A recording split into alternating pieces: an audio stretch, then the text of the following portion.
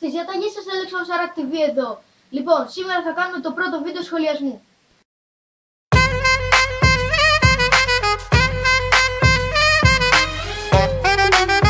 Λοιπόν, δεν είναι ακριβώς πρώτο βίντεο σχολιασμού, γιατί είχα κάνει και το τι φωνές είναι αυτές part 1 και το τι φωνές είναι αυτές part 2.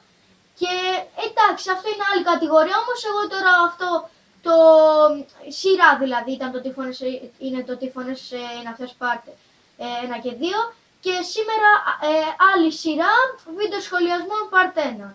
Και πάμε στο βίντεο. Το βίντεο σχολιασμού είναι από ένα παιδί 7-8 χρονών που τον ξυλοκόπησαν αναρχικοί.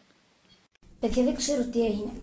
Ήμουνα σε έναν δρόμο, περπατούσα και πήγαινα σε ένα φίλο μου και ήταν κάποιοι αναρχικοί και με ξυλοκόπησαν. Κοιτάξτε εδώ μαύρη μάτι που μου έκαναν. Και εδώ με γάζουν. Εδώ παραλίγο να με μαχαιρώσουνε. Εδώ με πέρασε ξυστά. Λοιπόν, καταρχήν, δεν μπορώ να καταλάβω. Αναρχικοί πήγαν και κάθισαν να ξυλοκοπήσουν ένα 7 με 8 χρονών παιδάκι. Για ποιο λόγο να το κάνουν αυτό? Οι αναρχικοί που πετάνε βόμβες και μολότοφ και δεν ξέρω κι εγώ και τι άλλο στους αστυνομικούς να πάνε τώρα να ξυλοκοπήσουν ένα παιδάκι, μα πού ζούμε ρε? Καταλαβαίνουμε δηλαδή από τώρα που είμαστε στην αρχή ότι μας λέει ψέματα.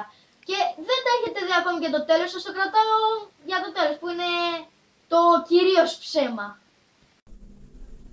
Και εγώ έτρεξα, πήρα την αστυνομία, τώρα τους έπιασε. Δεν ξέρω αν μπορεί να στο ΕΤΒ μπορεί να με δείξουν αύριο τα ξημερώματα στις 6 η ώρα. Πονάω στα αλήθεια, δεν ξέρω, θα πάω σε κανένα νοσοκομείο, φτιάξω το μάτι, δεν ξέρω. Πάντως πονάω πάρα πολύ, εδώ ας πούμε, θα το κάνω. Αου! Στη συνέχεια βλέπουμε ότι το παιδί είναι πολύ ενημερωμένο από τους γονείς, όπως βλέπουμε και στο βίντεο, και μόλις το ξυλοκόψε το παιδάκι κατευθείαν, δεν ξέρω πού βρήκε τηλέφωνο, έτρεξε σε μαγαζιά, σε άλλα σπίτια και βρήκε τηλέφωνο για να πάρει την αστυνομία.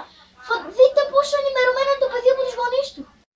Και στη συνέχεια βλέπουμε ότι το παιδί τα έχει κανονίσει όλα με την τηλεόραση, το ΕΤΒ όπως μας λέει και στο βίντεο, και αύριο και λέει τα ξημερώματα στις 6 ώρα θα το δείξουν στο ΕΤΒ για να δουν και τα υπόλοιπα παιδάκια του κόσμου ότι δεν μπορούν να κυκλοφορούν μόνο τους έξω, γιατί θα τα ξυλοκοπήσουν και αυτά οι αναρχικοί.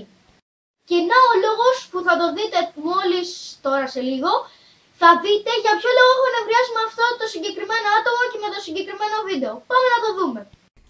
Κάντε subscribe για να γίνω καλύτερα. Θα βοηθήσει στα αλήθεια. Και like και share. Θα γίνω πολύ καλύτερα, με βοηθήσετε. Σας παρακαλώ. Πονάω παντού. Κάντε subscribe για να με πουλώσετε. Κάντε sub. Δηλαδή, μισό λεπτό. Για να φανταστείτε. Από εδώ και πέρα όποιος δεν είναι καλά στο YouTube, άμα του κάνουμε subscribe γίνεται καλύτερα, ή απλά αυτός λόγω τώρα έχει βαφτεί και έχει κάνει όλα αυτά απλά για να πάρει subscribe? Μισό λεπτό, το κάνω και έχω subscribe, άμα είναι για να γίνει καλύτερα το παιδί. Μισό λεπτό. Του έκανα subscribe, τώρα έγινε καλύτερα. Σας παρακαλώ, κάντε ένα subscribe για να γίνω καλύτερα. Μισό λεπτό, κάποιος έκανε subscribe. Να δείτε, δεν έχω πληγεί, έγινα καλύτερα. Αυτό ήταν το βίντεο, παιδιά. Ελπίζω να σας άρεσε. Βίντεο σχολιασμού part 1. Το επόμενο βίντεο θα είναι τι φωνές είναι αυτές part 3. Και θα κάνω όσο μπορώ βίντεο σχολιασμού. Αυτό ήταν το βίντεο. Ελπίζω να σας άρεσε. Αν σας άρεσε κάντε ένα like σε αυτό και σε όλα τα υπόλοιπα βίντεο. Ένα share σε αυτό το βίντεο για να το δουν και οι φίλοι σας.